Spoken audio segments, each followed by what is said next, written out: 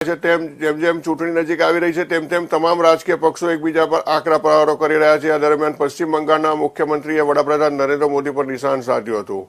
મોદીના guarantee slogan પર પ્રહાર કરતા તેમણે કહ્યું કે આ બલૂન સિવાય બીજું કંઈ નથી જે મતદાન પહેલા ફૂલાવીને આકાશમાં મોકલવામાં આવે છે, પરંતુ મતદાન પૂરું થતાં જ તે ફુગ્ગા ફૂટી જાય છે।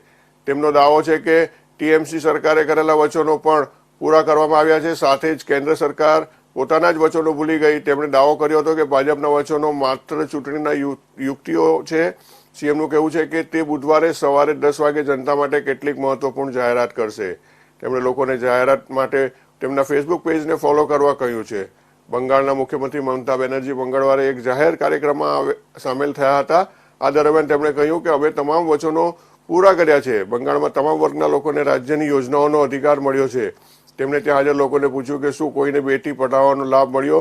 રાજ્યની મહિલાઓ માટે આર્થિક સહાય યોજના લક્ષ્મી ભંડાર અંગે બેનર્જીએ કહ્યું કે તેમની સરકાર આ યોજના હેઠળ 25 થી 30 હજાર કરોડ રૂપિયા ખર્ચી રહી છે।